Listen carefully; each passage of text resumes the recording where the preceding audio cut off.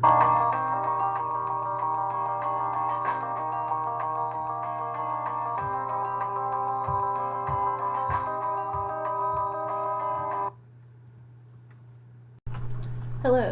Today we'll be talking about how to access books using the Heggie Library catalog that's available through the Guilford College Library's website.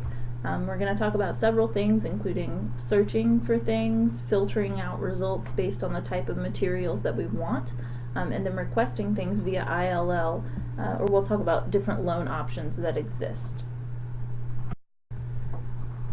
So we want to start by going to the library's website, which is library.guilford.edu. And from here, you'll see the main search box, and this is the easiest way to search for books in a catalog. So today I'm going to be using Tolstoy's War and Peace as my sample search. So I'm just going to type in War and Peace, and I'm going to leave this alone for right now. We could change it to Guilford College Library, but just for our example, I'll leave it and click Go. And here we're going to see we've got 610,000 different results. That's way too much for us to dig through, so I want to filter this and narrow down my results quite a bit.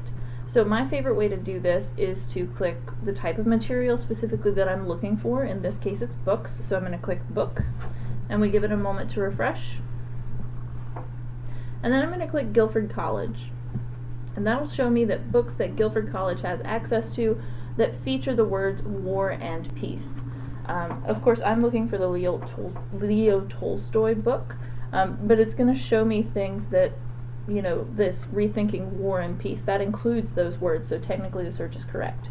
Now what I could do, if I wanted to be more specific, I could put quotation marks around this, or you can see it gives me the option War and Peace in title. I'm going to choose that. And again, I'll apply my filters, Guilford College and book. Okay, 201 results. That's a lot less than what we had before. So if I'm interested in a book, I'm going to click on the title. And there's a lot that I could do here. Under description, it's going to show me the basic information, where it was published, when it was published, the description, page numbers. Language is important, especially books like this that were originally written in another language. It's also going to show me the table of contents. Sometimes it'll be specific about chapter titles, sometimes it won't.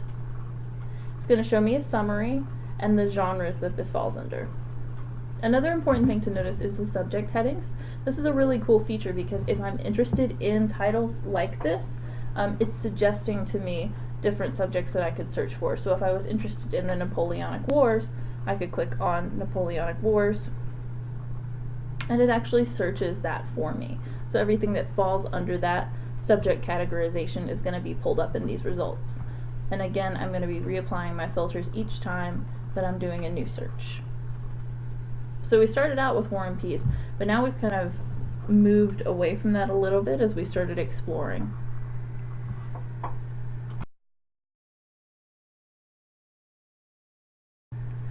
So now let's talk about access. So this first option is actually an ebook, and we can tell because it says right here, ebook 2014. So if I wanted to access this, I just push Access Online. And it's going to take me to a page that looks like this. Now I've got lots of different options here. It is available to read online or to download. I typically suggest the read online option because sometimes with full downloads or even chapter downloads, the file sizes could be very large, or sometimes they can be a little bit frustrating to work with. But you certainly have that option. But I'm going to click Read Online, and here it is. And I can just scroll through or click through, and I read it like any other book. And there are all the pages. I can also search within the book. So if I'm going to search Napoleon, 50 results for Napoleon, it tells me where Napoleon is mentioned, and then also this bar here kind of gives you an idea of how often that word is mentioned in that particular chapter. So we're seeing a lot in this introduction, also quite a bit in the 6th chapter. So that's kind of a neat feature. I could also go back, and if there was a specific chapter that I was interested in, I could click on it and it would take me straight to that chapter, and that's really helpful. Now you've got lots of options up here. Downloading, you can copy things, print, save, hyperlink it. You can get the citation, and we'll talk about citations here in a moment. You can also highlight here. You would need to sign in and create an account, but you can do that for free as it says here, and that's actually kind of a cool feature if you're someone who likes to use ebooks a lot. Zooming in and out obviously is an option depending on what you need. And again, notes and bookmarks, if you create an account, which is super easy, you can definitely do that.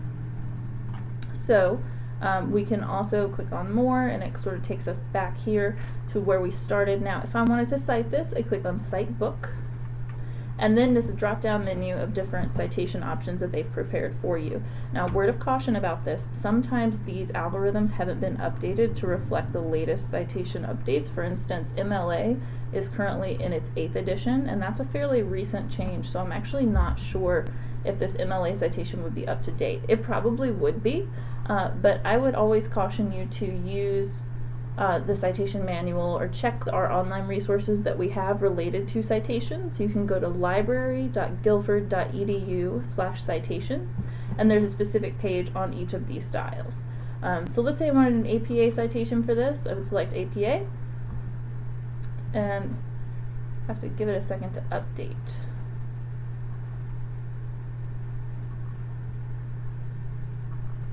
So here's my citation, and I just highlight it. I can Control-C to copy it, and then I could put it into my bibliography. Now, once again, I'm going to strongly recommend that you check it against the guide. Okay, and that's pretty much it. It's basically just an accessible, clickable version of a regular book. So it's kind of a cool feature. Other ebooks, depending on who has access to them. Yeah, so this one is actually accessed through a different company. It's called EBSCO. So the interface looks a little bit different, but we got a lot of the same features. So to access this, I would click on PDF full text. I can still see the table of contents here. Can easily click through things to get to them. Okay, I can easily search within the book, right? If I wanted to search the word wig, it shows me all my results. I can click it and go straight to that page. So that's a helpful feature. Again, you need to sign in, make an account if you wanted to make notes or highlight or do anything like that, but it's super easy. You can cite. I just click Cite, and then it's got the citations. This has more options than the other one offered us. And again, that word of caution, use the manual, but these are probably correct. And then there's also, you know, it has its own sort of nuanced features, but there's the basics. Okay. So going back to my search results, you can see that we have a lot of ebooks, and I'd strongly encourage you to use them. You can use them from off campus. A couple notes about this. Sometimes only one person at a time can use an ebook. So if it's not working for you, you could always close it and reload the tab, give it an hour or two. I'm going to give you options for what to do if you're still having access problems. We'll talk about that toward the end of this video. Now, the other type of access we have is print books, of course. So with this book, for instance, I can see that it's available and it's in the library, and this is the call number. This is very important. What you would do if you wanted this book after you read through the description like we talked about, you would write down the title and the author and the call number. And then the library uses the Library of Congress cataloging system, which basically means that it's different from what you saw in your K-12 schools with Dewey Decimal. Library of Congress is much more nuanced. It organizes information by subject in much more specific ways. All these numbers correspond to things like the author's name or the particular subject that it is. PR is literature, and then it'll tell you the date that it was published. So we could talk much more about classification, but that's why the number is so long. So you're going to write that down, and then you can see in the library we have charts that tell you which floor which materials are on. And if you need help, of course, you can always ask at either of the support desks or find a librarian. Now I want to show you what happens when you find a book that you want, but we don't have it here at Guilford College, because there are lots of options available to you. So this is a search that I was doing the other day, and I saw this. It says available, but it also says Heggie Library withdrawn. So this isn't actually in the library's collection anymore.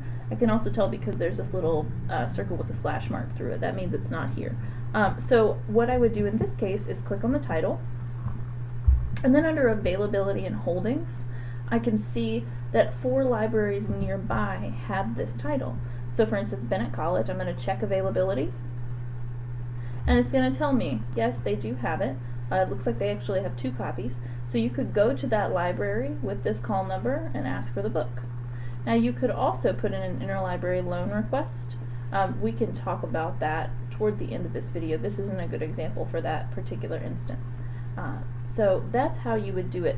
Now as a Guilford College student, you can take your Quaker card and go to any college that's in the Triad area.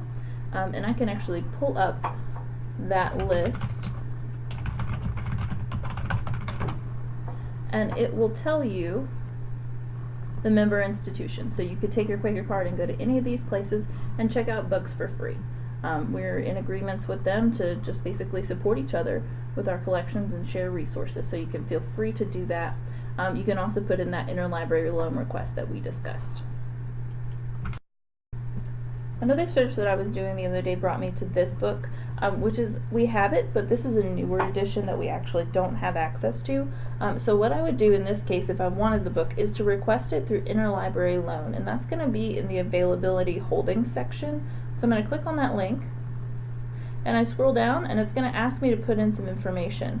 My name, my email, my G number, my status, faculty, staff, student, and the date needed before. This is just an estimation, but it does help us figure out how best to process the request. So put in that, and then you'll get an email when the title's ready. Now in terms of how long it takes to get an interlibrary loan request, that really depends on where we're getting the book from. So you can always feel free to contact us at library@guilford.edu if you have questions about a specific ILL request.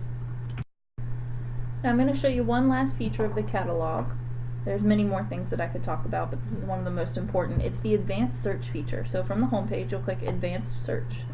If you have a book that you know that you want, and you have the title and some other bit of information, anything you want really, any of these could help you find it. So, many times I'll search by the ISBN number, and this is a great place to do that.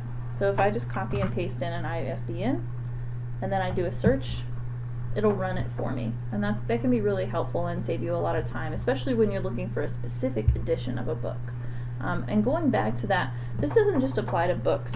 You can search for articles, you can search for movies, many other types of resources in this catalog. Books are just sort of the most popular thing that gets searched here, so I wanted to be sure to show you that. But take advantage of this advanced searching feature because it's really quite helpful.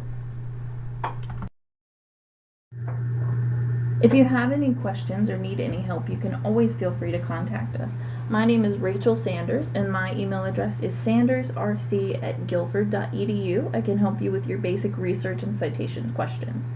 If you have a more advanced question related to access or borrowing, you can call 336-316-2450 or email library@guilford.edu.